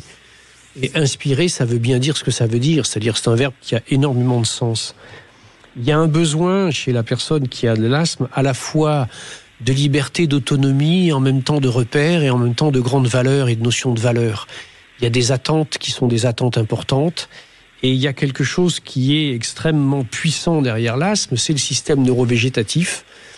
Et système neurovégétatif qui est calmé par une chose, qui est l'amour, la douceur et la tendresse. Et c'est quelque chose qui, malheureusement, est souvent une souffrance qui est vécue comme une carence, parce que l'exigence qui est parfois une preuve d'amour mal exprimée et mal vécue n'est pas perçue comme telle et est vécue comme une contrainte. Et c'est en ça que le fait que vos parents sont partis et que curieusement votre asthme diminue peut quand même avoir une signification assez essentielle. Peut-être que vous êtes un petit peu libéré d'une sorte d'emprise. Enfin, le mot est peut-être un peu fort parce qu'on le met un peu à toutes les sauces. Une présence forte, mais ça peut être simplement des angoisses, des peurs de ne pas bien faire. Des attentes d'exigence, le besoin que l'enfant se maîtrise, le fait qu'on lui a castré ses expressions émotionnelles. J'ai l'impression, d'après ce que j'entends et ce que vous disiez, que vous êtes d'origine anglaise, c'est ça ? Oui. Le self-control, c'est quelque chose de très important, je crois, non ? Ah oui, tout à fait. Ben voilà. C'est la base. C'est ça. Et en même temps, vous êtes venu vivre en France. Si j'ai bien compris, vos parents étaient restés en Angleterre. En Angleterre, jusqu'à la décès de ma maman. Et après, mon papa, je l'ai embarqué en France. Je l'ai fait venir en France près de moi. Et d'ailleurs, il est décédé dans mes bras, carrément, 2 ans après. Donc, ouais. Mais c'était un moment très fort. Ouais. Sans doute que ça vous a permis de vous mettre en paix. Faire la paix, voilà, c'est ça. Avec lui. Ah oui, je pense, oui. Et du coup, peut-être tout doucement, votre asthme vous fout la paix. Oui, j'espère qu'ils resteront loin parce que les crises d'asthme sont vraiment handicapantes. Elles vous embêtent, quoi. C'est vraiment quelque chose. Ah oui, c'est terrible. Bien sûr. Ah oui, c'est ça. Parce qu'il y a un sentiment d'insécurité permanente, parce qu'on ne sait pas quand la crise arrive. C'est ça, tout à fait. Bon, j'ai ce qu'il faut avec les médicaments qu'il faut, c'est sûr, si on n'est jamais très loin. Même si je fais beaucoup de choses pour éviter ou essayer de faire, de ne pas les prendre trop souvent non plus. Je ne veux pas non plus être complètement dépendant et que je les utilise vraiment quand j'ai besoin. Mais voilà, quoi. Mais c'est très en prise, vous savez, avec cette espèce de sentiment inconscient de vigilance permanente qui est mise en place, parce que chaque fois que on s'est laissé aller, qu'on a essayé ou qu'on a été un peu débordé par une émotion et qu'on s'est fait remettre à sa place et qu'on s'est fait re-rentrer dans le cadre, eh bien petit à petit ça génère une espèce d'état de vigilance permanente qui fait qu'on ne sait jamais vraiment trop jusqu'où on peut aller, qu'est-ce qu'on peut dire ou faire. Donc on est dans l'insécurité permanente, comme avec l'attente éventuelle d'une éventuelle crise d'asthme. Eh oui, en tout cas, merci Karen, et je pense que ce que vous a dit Michel va vous permettre de vous libérer un petit peu. On fait une petite pause, on se retrouve avec le Sexo Conseil, on va parler du désir et de l'amour, et on se retrouve avec vous bien sûr sur Sud Radio 0826 300 300, à tout de suite. Venez apporter votre témoignage et réagissez à l'émission en appelant dès maintenant le 0826 300 300. 14h-16h, Brigitte Lahaie, Sud Radio. Brigitte Lahaie, Sud Radio. Le sexe au conseil. Alors dans ce sexe au conseil, Michel Odoul, on va évoquer le désir et l'amour. Parce qu'on a tendance de temps en temps un petit peu à les confondre, surtout les femmes d'ailleurs, qui considèrent que si elles n'ont plus de désir, c'est peut-être parce qu'elles n'aiment plus leur partenaire. Et c'est d'ailleurs souvent ces femmes qui croient qu'il faut aimer pour faire l'amour. Alors bien sûr, derrière ça, il y a une culture morale qui est assez forte, parce que le désir, lui, n'est pas moral, hein, justement. Le désir, c'est un élan personnel qui vient de soi et qui se dirige certes vers l'autre. Mais en principe, on devrait avoir du désir en nous, hein, c'est-à-dire qu'on n'est pas obligé que ce soit l'autre qui éveille notre désir. On peut avoir du désir, et c'est d'ailleurs bien d'avoir du désir en soi. Et souvent, les femmes qui perdent ce désir, c'est parce qu'elles ne savent pas justement accepter que leur corps ait du plaisir, accepter tout simplement de faire l'amour pour l'amour. Et c'est comme ça qu'on confond amour et désir, et donc elles se piègent finalement elles-mêmes. C'est vrai d'ailleurs que les hommes sont plus facilement à l'aise avec le désir pour quelqu'un parce que ils ont une pulsion sexuelle qui est souvent plus forte que les femmes. Hein. Ça ne veut pas dire pour ça que les femmes ont moins de désir, c'est juste que le désir, il faut comprendre que ça n'a rien à voir avec l'amour, même si très souvent lorsqu'il y a amour, il y a désir. Mais totalement les dissocier ou totalement les mettre en fusion, si je puis dire, les deux sont faux. Il faut trouver le juste milieu entre sa capacité à désirer, sa capacité à aimer. Et donc, il faut être à l'aise avec ses pulsions, avec ses sentiments. Et tant mieux si on arrive à trouver son juste milieu. Mais trop vouloir les marier ou on finit par tuer l'un ou l'autre. Oui, le désir est une pulsion de vie. Donc c'est quelque chose qui a à voir avec ce qui est, si je voulais caricaturer, l'animal qui est en nous. Mais l'animal dans le sens noble du terme. Oui, bien sûr. Ce qui est la vitalité animale, etc. Et en cela, il se traduit dans le corps par des manifestations comme par exemple des vasodilatations, une plus grande vascularisation, une augmentation du rythme cardiaque, etc., etc. Et c'est souvent effectivement confondu avec l'amour, parce que l'amour peut aussi augmenter le rythme cardiaque. Sauf que l'amour n'est pas une pulsion, l'amour est un sentiment. L'amour est quelque chose qui se construit et qui existe à travers un certain nombre d'éléments qui sont des éléments qui appartiennent à chacun. C'est pour ça que nous ne sommes pas amoureux tous des mêmes personnes, heureusement. Parce que la rencontre amoureuse est une rencontre qui met en lien, en fait, des facteurs, un peu comme dans un Lego, qui sont des facteurs qui peuvent s'emboîter correctement ou pas. Il y a un côté aimant, au sens... aimant dans tous les sens du terme, voilà. Hein. Et donc, c'est quand, bien sûr, il y a la rencontre des deux qu'on arrive à cette espèce d'absolu qui est que le désir qui s'associe à de l'amour, ça produit quelque chose qui est magnifique. Bien sûr. Mais il ne faut pas croire qu'il est obligé que les deux soient tout le temps liés, évidemment, comme il ne faut pas tout le temps les séparer. Sylvie, bonjour. Bonjour Brigitte. Bonjour Michel. Bonjour. Bon, c'est un peu impressionnant de vous avoir au téléphone, puisque du coup la démarche est un peu particulière, puisque c'est mon mari qui a initié un peu cet échange. Et voilà, je le remercie, j'en profite pour lui faire un petit coucou. Mais nous aussi, Il est très grand fan de votre émission. C'est très bien, c'est un homme très bien. Ça, c'est très bien. Ah, on est d'accord. Je confirme, c'est un homme très bien. Alors allez-y, dites-nous.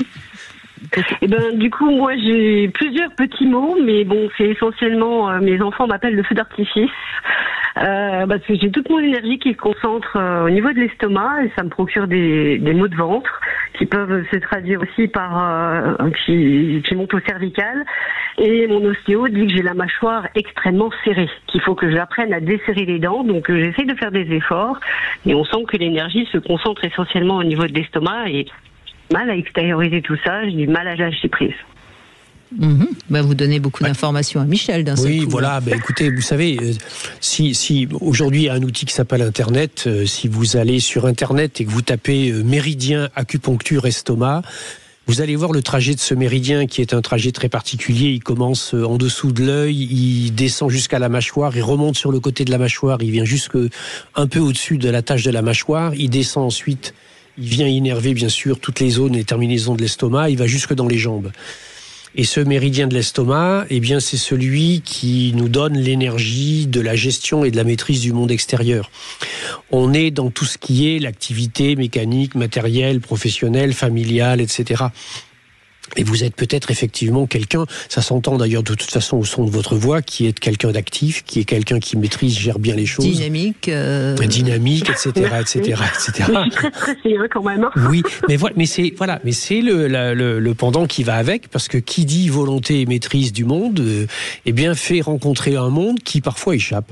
Et que ça génère de la tension et du stress. Et cette tension et ce stress, elle va avoir des conséquences au niveau d'un nerf profond qui s'appelle le nerf pneumogastrique, qu'on appelle aussi le nerf vagal, qui est un nerf du système neurovégétatif et qui va générer des tensions, des contractions, voire des crampes au niveau du diaphragme, au niveau de la structure stomacale, et va avoir pour conséquence, au niveau postural, une très légère inflexion des épaules vers l'avant, une très légère rentrée du plexus solaire, un petit glissement au niveau vertébral dorsal, et c'est ce qui fait qu'effectivement votre ostéopathe a pu vous conseiller de relâcher un petit peu la pression là-dessus. Donc, en réponse mécanique, c'est effectivement ostéopathie, le travail sur le grand fascia dorsal, des techniques de shiatsu, etc. Et au niveau psycho-émotionnel, c'est accepter que le monde soit imparfait. Ça, c'est la première des choses. Et vous savez quoi, la deuxième des choses ? C'est accepter que vous soyez imparfaite. Non, oui, tout à fait. C'est pas possible. Je comprends. C'est pas possible. Oh, Michel, enfin. Non, mais je crois que c'est formidable, hein, et c'est d'ailleurs certainement très bien. Vous devez gérer de main de maître le foyer, etc., etc. Mais un peu de lâcher prise de temps en temps, ça vous ferait pas de mal, non ? Tout à fait, tout à fait. Le problème, c'est d'y arriver à trouver cette forme de lâcher prise. Il faut juste en avoir envie, hein. Et puis à partir de ce moment-là, on trouve. Il y a des choses très simples, hein. Vous savez, je vous parlais de tension qui existait au niveau du diaphragme. Le premier outil qui va vous permettre de lâcher de la pression, c'est la respiration. Dès que vous sentez que vous êtes en train de monter en stress et de vous tendre par rapport à quelque chose qui ne se passe pas comme vous voulez, vous vous asseyez, vous posez votre dos contre le dossier de la chaise ou du fauteuil, les pieds à plat sur le sol, et vous faites 5 respirations profondes, calmes et tranquilles, où quand vous inspirez, vous sentez votre ventre qui se gonfle. Quand vous expirez, vous sentez votre ventre qui se relâche. Et au bout de 5 respirations, vous allez voir, il y a de la détente qui va émerger. Et si vous cultivez ce réflexe-là, eh bien, vous allez voir que petit à petit, vous allez de moins en moins être sujette à ces moments de tension forte. Parce que dans le sens inverse, ce qu'il faut savoir, c'est que quand on est en tension de stress, ou etc., on se met en apnée. Tout à fait, oui, c'est vrai. Et c'est un petit exercice qui ne prendra pas beaucoup de temps, qui vous permettra d'être encore plus efficace après. Hein. Absolument. C'est surtout ça qui est dingue. Vous voyez, donc c'est vraiment le voir comme une aide positive et pas comme une punition qu'il faut faire pour... C'est toujours important de quoi qu'on fasse d'ailleurs, de toujours de voir ça du côté positif. Hein, d'ailleurs, je crois que c'est vraiment une... Oui, puis surtout quand on est dans la volonté de surmaîtrise et de perfection des choses, quand on entend quelqu'un qui vous dit qu'il faut en faire un peu moins, ce qu'on entend, c'est qu'il ne faut plus rien faire du tout. Exactement. Mais c'est pas tout à fait ça qui vous est dit. C'est la traduction qu'on en fait, mais bon, c'est plutôt un savoir. On est sur un savoir-être, quoi. C'est ça. Du coup, vous savez que... Voilà, il faut travailler cette notion-là. Et d'ailleurs, j'ai eu l'occasion de lire votre livre, puisque c'est mon mari qui me l'a offert. Dis-moi comment chaque jour de mieux en mieux. Ah ben, vous remercierez votre mari. Alors, et ça m'aide à faire des petits pas tous les jours, moi qui suis quelqu'un de très terre à terre, et ça m'aide à comprendre mieux les signaux de mon corps, notamment là je comprends nettement mieux les contractions au niveau du diaphragme. Oui. Ça arrive qu'à un moment donné, ça se contracte et j'ai besoin complètement de me décontracturer, de me coucher pour pouvoir relâcher complètement, parce que c'est très douloureux à un moment donné. Absolument. C'est très inconfortable, très douloureux, même handicapant. Et puis, parfois, ça peut même être inquiétant parce qu'on se demande ce qui se passe. Et ça peut même, à l'extrême, donner des vertiges, hein, d'ailleurs. Ça peut donner des vertiges, ou ça peut générer, après, une hernie hiatale, ou ça peut générer des points de côté, ça peut générer des douleurs intercostales. C'est très désagréable, très inconfortable. Donc il est temps de vous poser de temps en temps, et puis 5 respirations. Avec Michel, de toute façon, ça passe souvent par 5. Hein. Oui, j'aime bien ça. Je vais y mettre de suite alors. Oui, pas juste une, 5. Je vous remercie beaucoup, Brigitte et Michel. Merci à vous. Sylvie. Et merci à votre mari surtout. Voilà. Oui. On fait une petite pause et puis on va retrouver un autre... Non, Michael, pas Michel. Michael, à tout de suite. Demain, avec Aurélie Godefroy, journaliste, nous parlerons de l'évolution des demandes affectives des femmes et de leur capacité à s'affirmer. Venez en parler avec nous au 0826 300 300. 14h-16h, Brigitte Lahaie, Sud Radio. 14h-16h, Brigitte Lahaie, Sud Radio. Michel Odoul est toujours avec nous et on évoque le corps qui ne ment jamais et qui nous en dit des choses, mais parfois on a du mal à interpréter, notamment lorsqu'un symptôme s'installe parce que justement on n'a pas su régler des problèmes, être plus à l'aise avec soi, enfin et donc forcément j'ai envie de dire, c'est un petit peu comme les rêves, hein, le symptôme il déguise un petit peu ce qu'on doit comprendre. C'est pour ça que c'est pas toujours toujours simple de comprendre soi-même. Plus le message est fort, intense et peut-être parfois bousculant ou violent, plus, comme dans le cas du rêve, effectivement, le message va être codé pour que le travail de la décodification ou du décodage du message permette de s'approprier tout doucement le sens de ce qui nous est dit. Et c'est ce qu'on rencontre effectivement souvent dans des maladies extrêmement graves ou dans des traumatismes ou des accidents extrêmement brutaux, où évidemment qu'il n'est pas question d'amener une recette type, ou etc., mais qu'il faut comprendre qu'il y a tout un écheveau, ou comme une espèce de trame, où il faut commencer à tirer un fil, puis petit à petit arriver à la racine de ce qui a été, entre guillemets, non perçu, non entendu, non compris, ou etc. dans notre vie. On va conclure avec Michael qui nous rejoint. Bonjour Michael. Bonjour Brigitte et puis bonjour Michel, merci de me recevoir. Je vous en prie. Alors, eh bien, pour expliquer, depuis le mois de mai l'année dernière, j'ai des douleurs quand je suis assis, j'ai mal dans la fesse et c'est un petit peu tronqué parce que ça se répercute pas dans la cuisse, mais ça se répercute après dans tout le mollet où j'ai des frissonnements. Et donc du coup, en octobre, j'ai fait un IRM qui a décelé un pincement discal au niveau de L5. Oui, c'est sciatique, c'est le nerf sciatique, oui. C'est nerf sciatique, ouais. Et donc du coup, par contre, ce qu'il y a, c'est que j'ai mal que quand je suis assis. Ah ben, il faut rester debout alors et continuer à marcher sans arrêt. Ouais, voilà. Mais ce qu'il y a, c'est que moi j'ai un métier où je conduis et je fais à peu près 6 heures ou 6h30 de conduite par jour. Et c'est une catastrophe parce que ça m'arrache la jambe. Bien sûr. M'arrache la jambe. Ouais. Bien sûr, mais là, quand je disais ça, c'est pour vous taquiner. Oui, non, vous avez compris. Oui, sachant qu'en plus de ça, quand je fais du sport, le sport, au début, je me suis interdit de faire du sport parce que je trouvais ça un petit peu incohérent. Et mon kiné m'a dit, mais si, essayez de courir. Et j'ai essayé de courir et au contraire, limite, ça me soulageait. Je fais du vélo et j'ai pas mal, mais la position assise, elle est horrible. Mais vous avez un bon kiné, donc n'en changez pas parce qu'il vous a donné effectivement le bon conseil. Souvent, le mauvais réflexe, c'est que parce qu'on a mal quelque part, on ne bouge plus, on ne fait plus rien. Alors que c'est plutôt l'inverse, il faut remettre au contraire du mouvement. Ce qui a besoin d'être vérifié et validé au niveau dorsal, d'abord, c'est l'axe effectivement lombaire et sacro-lombaire.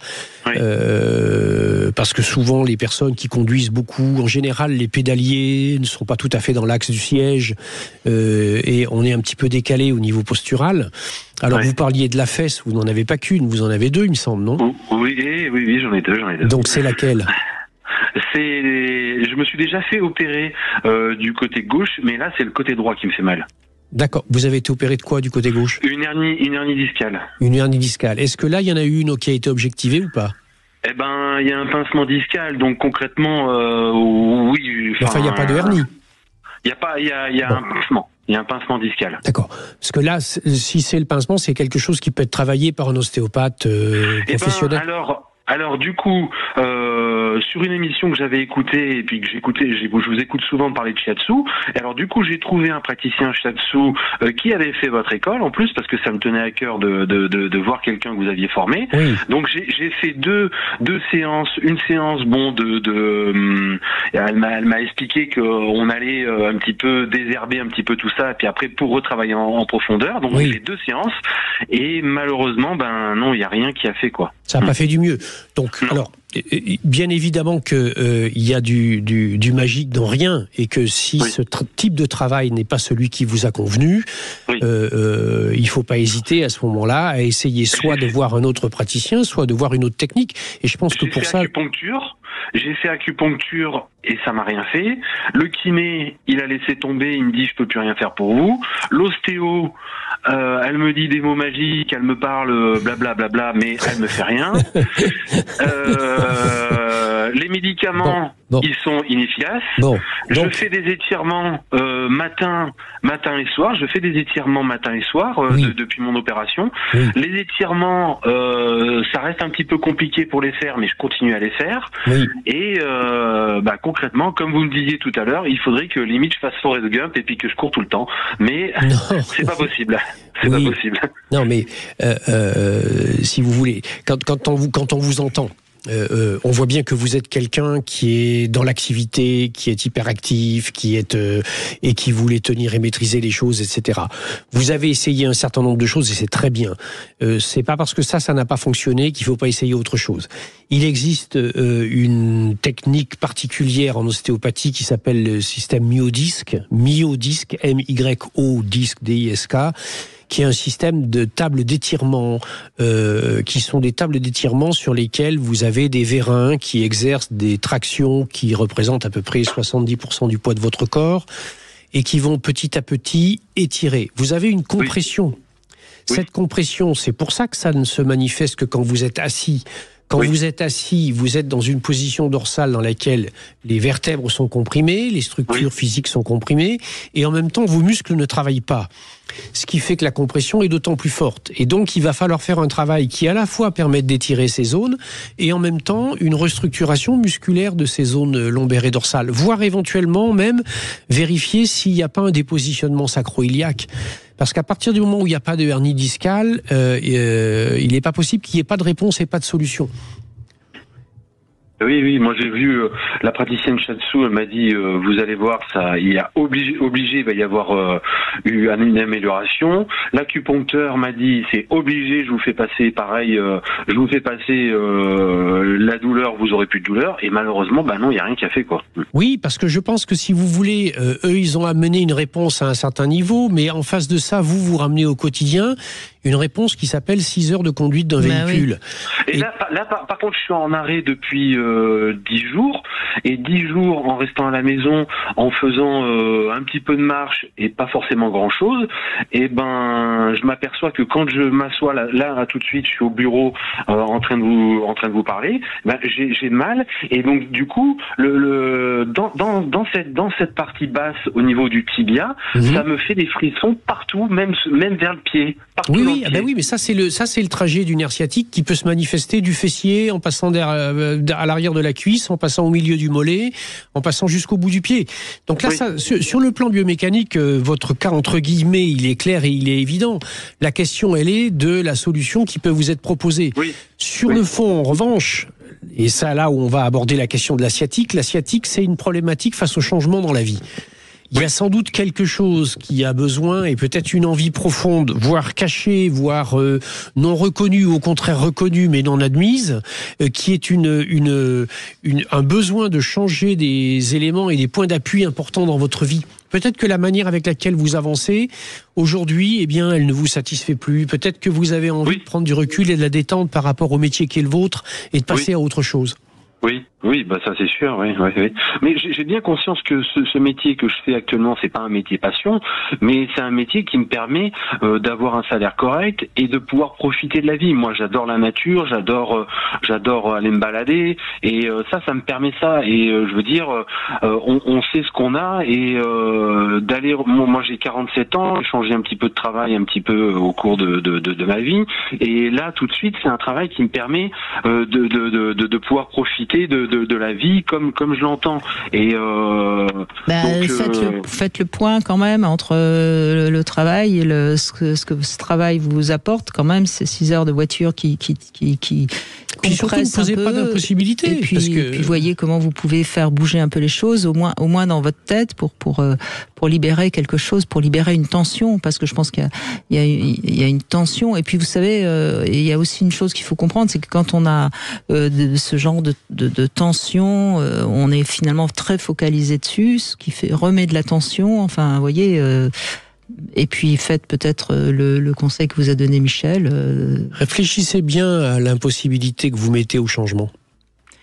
Ça vaut le coup, en tout cas, d'y réfléchir. C'est vrai que c'est pas toujours simple. Non, mais parfois, vous savez, des fois les changements de vie, on les a, ils sont là à côté, mais on les voit pas, quelle que soit la raison de cela.